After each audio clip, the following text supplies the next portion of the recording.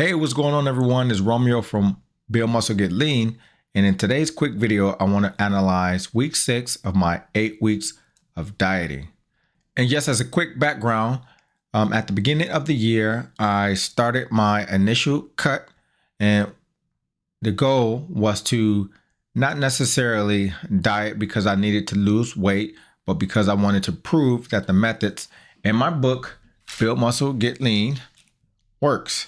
And so that's what I started off doing, and that's what I did. So according to my book, I went ahead and I set up my initial calories and my macronutrients, which you can do by going on my website. I just use this TDEE calculator, which is the same TDEE calculator that you will find on any other site. As long as it uses the Milford-St. Jeor equation, then you'll be okay. But this spreadsheet that I use actually replicates the formulas in the Milford-St. Jeor equation. So I went ahead and set up my initial numbers. I selected sedentary based on, again, the teachings in my book.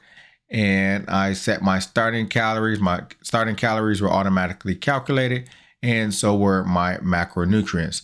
My macronutrients at the start of the diet were calculated to be 166 grams of protein, 234 grams of carbohydrates, and 44 grams of fats. And those are the numbers that I have been using since the beginning of the diet. The results of the first week of my diet was that I started at 166.3 pounds on the first of the month. And then the next day I went to 164, and by the end of that week, I averaged 164 pounds. By the end of week 2, I averaged 163 pounds with a loss of 0.73 pounds from week 1 to week 2. At the end of week 3, I averaged 162 pounds with a loss of 0.77 pounds from week 2 to week 3.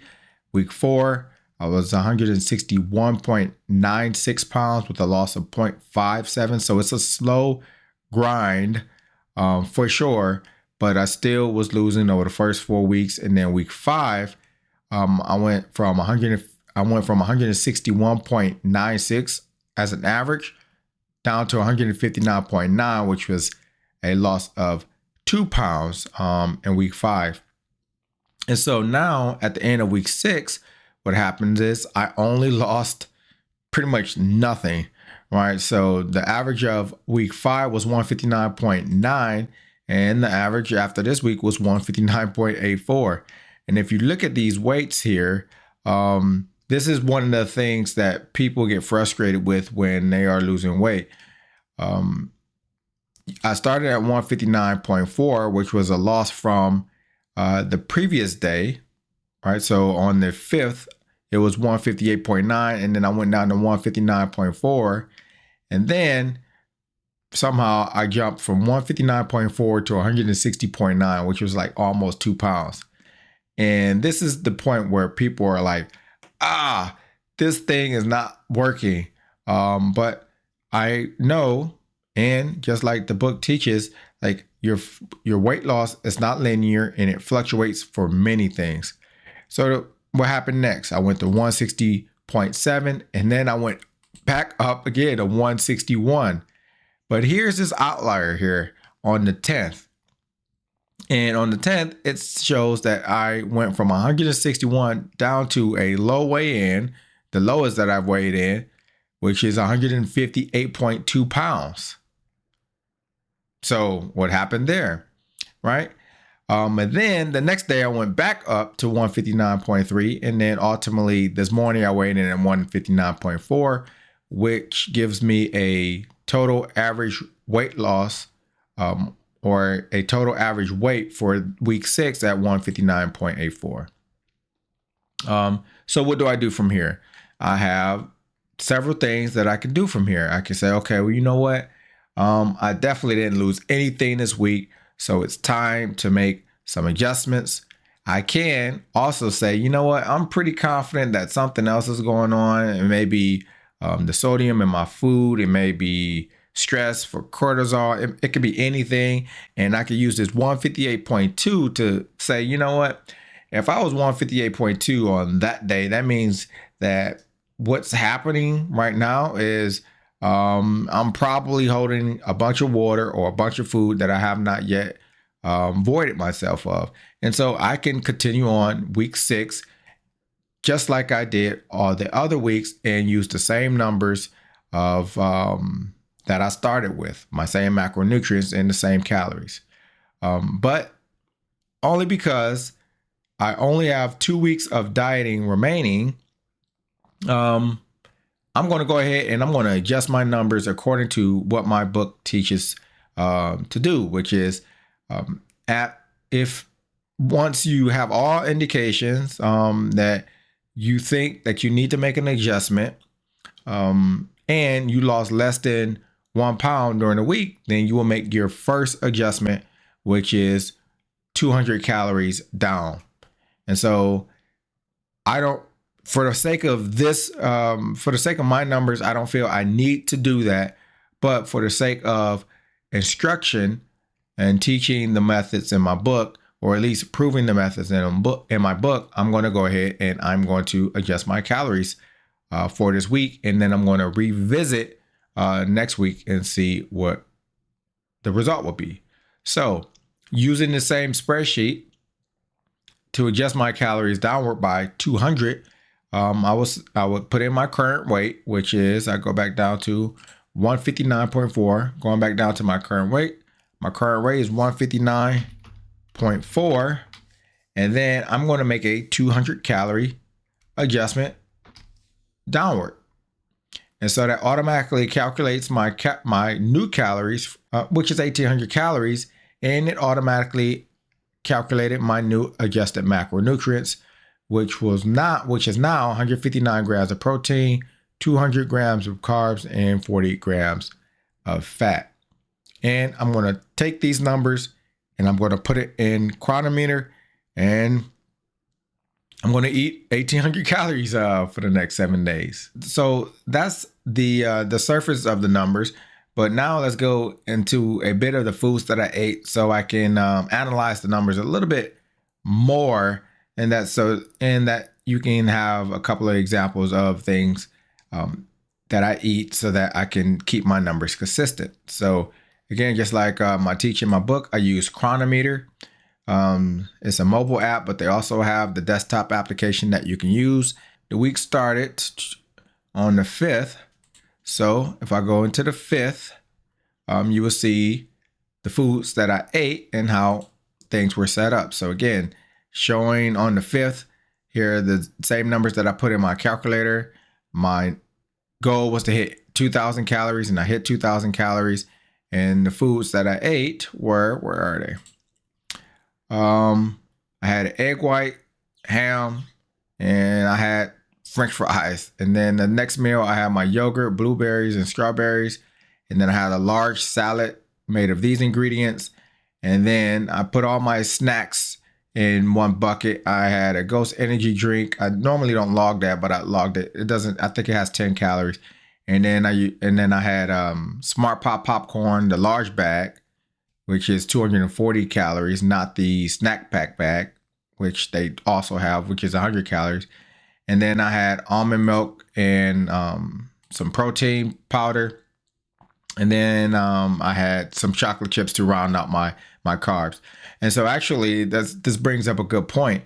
I try to hit my numbers the way that I set them up. And when I say hit my numbers, like I try to I make sure that I am as close as possible to my protein, carbohydrates, and my fats. And so if I have to eat 12 chocolate chips that I could get get enough calories so I can hit all my numbers, then that's what I do. I go in there and I start tweaking. I say, okay, maybe I can have some chocolate chips.